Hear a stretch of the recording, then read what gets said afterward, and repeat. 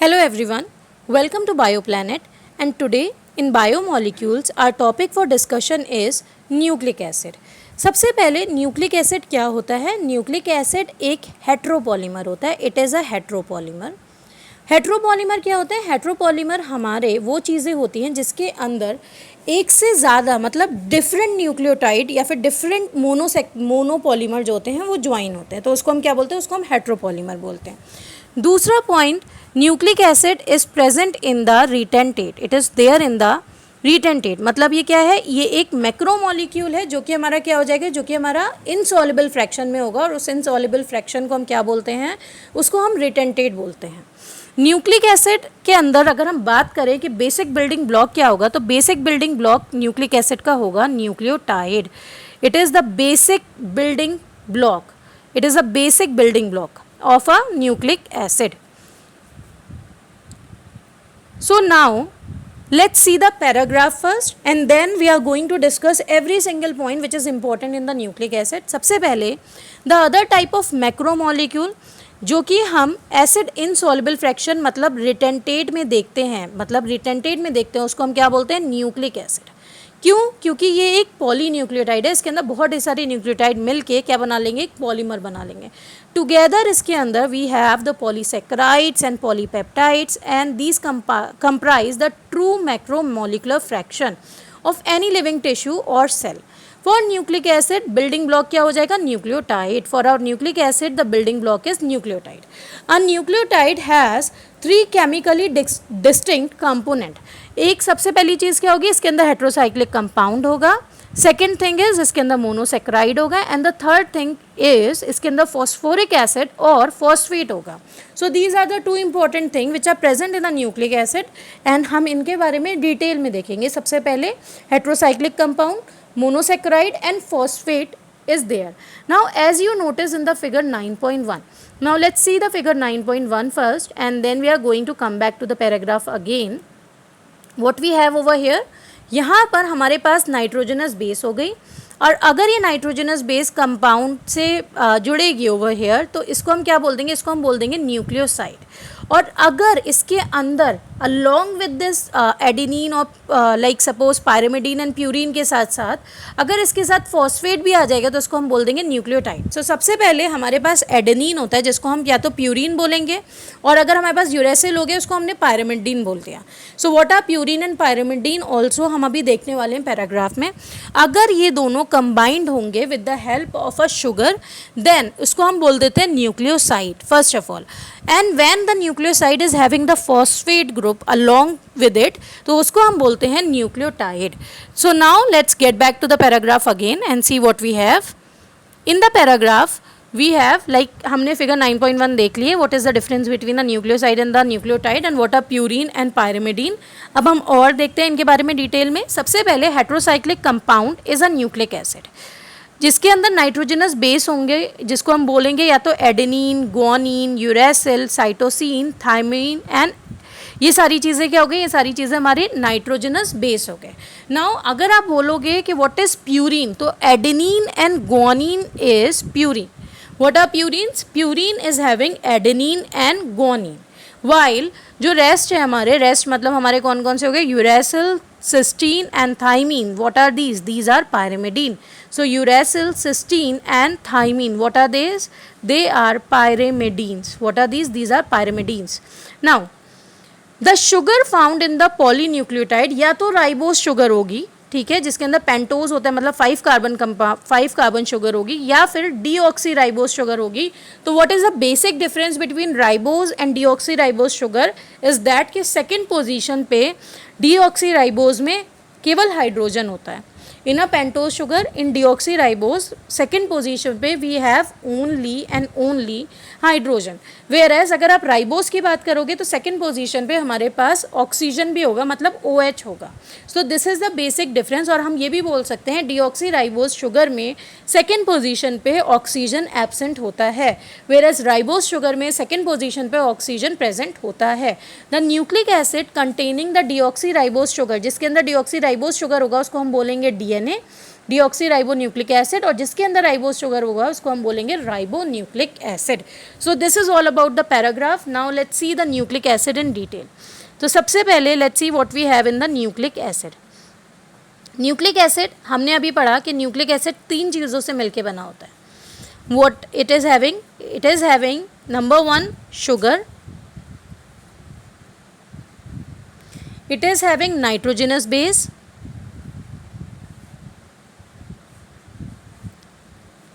And it is having phosphate. Sugar, nitrogenous base and phosphate. These are the 3 things जो कि हमारा क्या होता है न्यूक्लिक एसिड के अंदर होता है. तो सबसे पहले हम देखते हैं शुगर के बारे में. What is there in the sugar? Let's see. Sugar की अगर हम बात करें तो शुगर के अंदर हमने देखा ये कैसा होगा. It will be a 5 carbon compound. ठीक है, 5 कार्बन कंपाउंड में तो चलो सबसे पहले देखते हैं डीऑक्सी राइबोस शुगर एंड जो हमारा राइबोस शुगर है उन दोनों के बीच में बेसिक डिफरेंस क्या है. यहाँ पर जब हम इसको कंपाउंड को बनाएंगे over here we have this, और यहाँ पर हमारा क्या हो गया OH, H, H and H. Here we have H, OH, CH2OH and H. This OH is somewhat like into the structure. तो आप ये समझ जाएं CH2OH है. अब यहाँ पर आप देख सकते हो सेकेंड पोजीशन पे हाइड्रोजन क्या है, हाइड्रोजन एब्सेंट है. On the second position, sorry hydrogen ही ऑक्सीजन एब्सेंट है. On the second position we can see that oxygen is absent. On the second position what we can see is oxygen हमारा absent है second position पे. तो इसको हम क्या बोलेंगे, इसको हम बोलेंगे deoxyribose sugar. What do we call it as, इसको हम बोलेंगे डीऑक्सी राइबोस शुगर, क्योंकि हमें ये दिख रहा है कि सेकेंड पोजीशन पे the oxygen is absent over here. So this is the deoxy ribose sugar and this is the basic difference between the deoxy ribose sugar and the ribose sugar. अब हम राइबोस शुगर भी बना लेते हैं.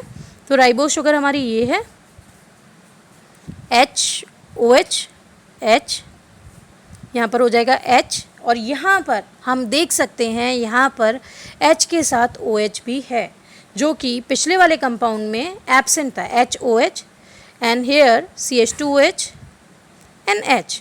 सो what we can see over here, यहाँ पर OH है, इसको हम क्या बोलेंगे, इसको हम बोलेंगे, इसको we will call it as ribose. Okay, we will call it as ribose, क्योंकि यहाँ पर what we can conclude is कि सेकेंड पोजीशन पे वी हैव ऑक्सीजन, और ऑक्सीजन क्या है, ऑक्सीजन प्रेजेंट है at the second position. The oxygen is present. So this is the basic difference in the sugar ribose and deoxyribose. Deoxyribose का मतलब हो गया deoxyribose, ये oxygen absent है, and ribose means कि oxygen present at the second position. This is the basic difference. Now let's see what we have next. After sugar, let's see about the nitrogenous bases जिसमें हमारी purine आ रहे थे and pyrimidine आ रहे थे. Let's see about them. And then what we have the phosphate. So let's see the nitrogenous bases in detail. Let me just rub it off and we are going back to the nitrogenous bases in detail. Let's see what we have. We have nitrogenous bases जिसके अंदर हमारा क्या हो जाएगा, purine. तो पहले हम purine देखते हैं. प्यूरीन के अंदर हमें मालूम है कौन कौन आ रहा है, adenine and guanine are there in the purine. And purine का अगर हम स्ट्रक्चर बनाएंगे तो स्ट्रक्चर हमारा कुछ इस तरीके से होगा.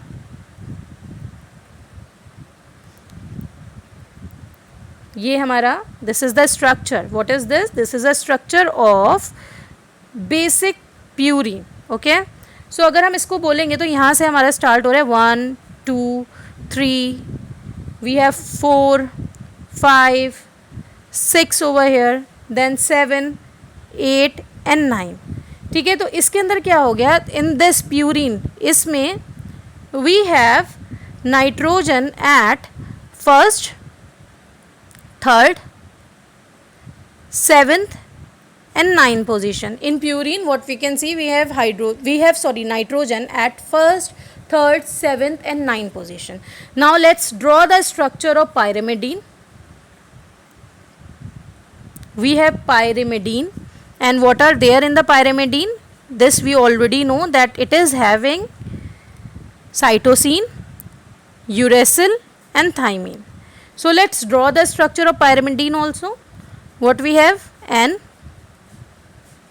अब कोई भी ऐसा स्ट्रक्चर जिसके अंदर क्या हो, कार्बन के साथ साथ कोई और कंपाउंड भी है, उसको we call it as heterocyclic. What do we call it as? We call it as heterocyclic. तो यहाँ पर स्टार्ट हो गया 1 2 3 4 5 and 6. Here what we can conclude, यहाँ पर जो नाइट्रोजन होगा, nitrogen will be at position 1 and 3, and both the structure are what? They both are heterocyclic. They both are heterocyclic because they are having with the carbon any other compound like oxygen हो या nitrogen कुछ भी हो, so they are having the different thing. तो उसको हम क्या बोलते थे? हेट्रोसाइक्लिक. तो प्यूरिन क्या हो गया? Adenine and guanine. इसमें नाइट्रोजन कहाँ होगा? 1 3 एंड 7 एंड 9 पोजीशन पे, एंड पायरामिडीन के अंदर 1 एंड 3 पोजीशन पे. इसके अंदर व्हाट डू वी हैव? इसके अंदर we have cytosine, uracil and thymine. Now let's see what we have phosphate, and basically let me tell you one thing कि जो phosphate होता है, phosphate क्या करता है? phosphate negative charge देता है. what does it give? it give negative charge. so let's see the phosphate also. it is giving the negative charge. what it is going to give? it is going to give the negative charge. so let's see, let's talk about phosphate also in detail and then we will move ahead. तो phosphate क्या देगा? it will give negative charge. ये क्या करता है? ये negative charge देता है. ये क्या करता है? It give the negative charge. So this is all about nucleic acid. What it is? This is all about the nucleic acid. अब हम न्यूक्लियोसाइड और न्यूक्लियोटाइड के बारे में थोड़ा सा डिटेल में बस ज़रा सा देख लेते हैं. Let's see what we have seen. We have seen nucleoside. Nucleoside के अंदर क्या होता है? न्यूक्लियोसाइड के अंदर वी हैव बेस, और बेस के साथ क्या हो जाएगा? बेस के साथ शुगर हो जाएगा. In the base we have sugar. ठीक है, nucleoside means base and sugar. And nucleotide का मतलब क्या हो जाता है? न्यूक्लियोटाइड का मतलब होता है that what we have in the nucleotide we have base, we have sugar, and along with that what we have phosphate. Base sugar, और बेस शुगर के साथ we have phosphate. So that is a typical structure of a nucleotide. ठीक है, तो इसके अंदर क्या हो जाएगा? बेस, शुगर एंड फॉस्फेट हो जाएगा. इसको स्ट्रक्चर को हम देख चुके हैं अभी फिगर में. सो these are the typical structure. अब let's see what we have next. We have the Watson and Crick model of the DNA. So let's see the Watson and Crick model. Let's do it over here only because we have ample of space over here. Let's do it over here. What we have the Watson and Crick model, and in the next class we will talk about the structure of protein in detail. First of all, we will complete the nucleic acid. Then in the next class, we will discuss about the structures, different structure of the protein, primary, secondary, and every single thing. So let's talk about the Watson and Crick model over here. We have Watson and Crick model of DNA. So what we have in this Watson and Crick model? सबसे पहले ये 3 dash से शुरू होके यहाँ पर ये जाएगा 5 डैश तक. Then over here it is going from 5 dash to 3 dash. This is going from 3 dash to 5 dash and this will go from 5 dash to 3 dash. यहाँ पर हमारा हो जाएगा शुगर. शुगर के बाद हमारा हो गया फॉस्फेट.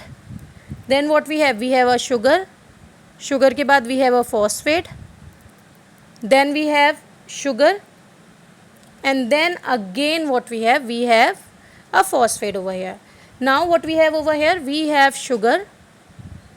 Sugar के बाद we have phosphate. We have sugar phosphate over here. Then again we have sugar and the phosphate. इसी तरीके से पूरा स्ट्रक्चर जाएगा. और अगर हम यहाँ बात करें तो सबसे पहले यहाँ पर जो हमारा बेस आएगा या तो एडेनिन हो सकता है. तो अगर एडेनिन है, एडेनिन किससे पेयरिंग करेगा? एडेनिन पेयर करेगा थाइमीन से. ठीक है, तो इन दोनों के बीच में क्या हो जाएगा? इन दोनों के बीच में, एडेनिन एंड थाइमीन के बीच में, here we have the double bond. और अगर लेट्स सपोज एडेनिन थाइमीन हो गया, उसके बाद हमारे पास क्या हो गया? उसके बाद हमारा फिर से थाइमीन है. यहाँ पर थाइमीन किससे पेयर कर रहा है? हमारा एडेनिन से पेयर कर रहा है. यहाँ पर क्या हो जाएगा? डबल बॉन्ड हो गया. Then let's say we have cytosine और ग्वानिन ओवर हियर. साइटोसिन हो गया यहाँ पर, और ये किससे पेयरिंग करेगा? ये हमारा ग्वानिन से पेयर करेगा. और जो साइटोसिन और ग्वानिन के बीच में पेयरिंग होती है वो ट्रिपल बॉन्ड से होती है. एडेनिन एंड थाइमीन के बीच में डबल बॉन्ड होता है, एंड साइटोसिन एंड ग्वानिन के बीच में क्या होता है? ट्रिपल बॉन्ड होता है. अब in between these two base pair, ये जो डिस्टेंस है, बेस पेयर का डिस्टेंस, ये पूरा क्या है? ये बेस पेयर है, ये पूरा this is a base pair. इन दोनों के बीच का जो डिफरेंस है between the two base pair, the difference is 0.34 newton metre, या फिर हम इसको बोल सकते हैं 3.4 आर्मस्ट्रॉन्ग. और ये जो पूरा डाया है, this diameter is around 20 Armstrong. It is around 20 Armstrong. So now let's conclude the silent feature of this Watson and Crick model. So what are the silent features? The silent feature are as follow. सबसे पहले ये अगर हम किसी भी BDNA के बारे में बात कर रहे हैं, let's say we are talking about a BDNA. So इसके अंदर क्या होता है, सबसे पहले एंटी पैरेलल होता है. एंटी पैरेलल का मतलब क्या हो गया? एंटी पैरेलल का मतलब हो गया कि अगर एक एंड जा रहा है 5' to 3' एंड, तो दूसरा कैसा जाएगा, 3' to 5' जाएगा. 5' to 3' जा रहा है तो दूसरा कैसा जाएगा, 3' to 5'. ठीक है. एडेनिन के और थाइमीन के बीच में डबल बॉन्ड होगा, एंड ग्वानिन के बीच में एंड साइटोसिन के बीच में ट्रिपल बॉन्ड होगा. सल्फर एंड फॉस्फेट का क्या बनेगा, बैकबोन बनेगा. Backbone of sulphur and phosphate will be there. And ये कैसा होता है, राइट हैंडेड हेलिक्स होता है. It is a right handed helix. It will be a right-handed helix. Now, what are the other things? Second base pair की अगर हम बात करें, दो बेस पेयर के बीच के डिफरेंस की, which I am writing over here, the difference between the two base pair. So, if we have the two base pair, तो difference क्या हो जाएगा, two base pair के बीच का difference will be equivalent to 0.34 newton metre, जो अभी हमने देखा था. और अगर हम इसको 10 से मल्टीप्लाई कर देंगे 0.34 को, तो वॉट वी हैव 34. ठीक है. तो पिच क्या हो जाएगी, pitch of DNA will be we can say 3.4 newton metre and 34 Armstrong. So this is the pitch of a DNA. ठीक है. अब चारगॉफ रूल भी एक रूल होता है. Let's talk about the Chargaff rule also in detail. Let's see it over here. So what is a Chargaff rule over here? Chargaff rule हमारा हो गया कि इसके अंदर सबसे इम्पॉर्टेंट चीज़ ये है, सबसे पहले डबल स्ट्रैंडेड DNA में है. ठीक है. या फिर आपका वी कैन से RNA है. सो व्हाट वी हैव, हमारा जो प्यूरिन होगा, purine will be equals to pyrimidine. In this purine जो होता है वो पायरिमिडीन के इक्वल होता है. A+G will be equals to T+C. इसको हम ऐसे भी लिख सकते हैं, A+G डिवाइड बाई T+C. और ये क्या हो जाएगा, ये कांस्टेंट होगा. ये क्या होगा, this will be constant for all species. This will be constant for all the species which are there. So this is all about a DNA structure. एक बार फिर से इसको देख लेते हैं. सबसे पहले वॉटसन एंड क्रिक ने दिया था. इसके अंदर क्या होता है, इसके अंदर 5' to 3' एंड होता है एंड 3' to 5' एंड होता है. उसके बाद शुगर एंड फॉस्फेट का हमारा बैकबोन होता है. एडेनिन एंड थाइमीन के बीच में क्या हो जाएगा, डबल बॉन्ड हो जाएगा. In between two base where we have the distance is 0.34 newton metre और 3.4 आर्मस्ट्रॉन्ग. पिच निकालेंगे तो हमारा 3.4 न्यूटन मीटर आ जाएगा. राइट हैंडेड हो जाएगा ये. उसके बाद चारगॉफ रूल की अगर हम बात करेंगे तो चारगॉफ रूल के अंदर what we know is that कि चारगॉफ रूल में purine will be equals to pyrimidine, A+G will be equals to T+C, जो कि कांस्टेंट है सारी स्पीशीज़ के लिए. Now in the next class हम देखेंगे व्हाट आर प्रोटीन के बारे में, that what are the structure of protein. Okay, we will see the structure of the protein and उसके अंदर like primary structure, secondary structure and every single thing. Now if in case you have any doubt then please comment below. Thank you so much and see you in the next session.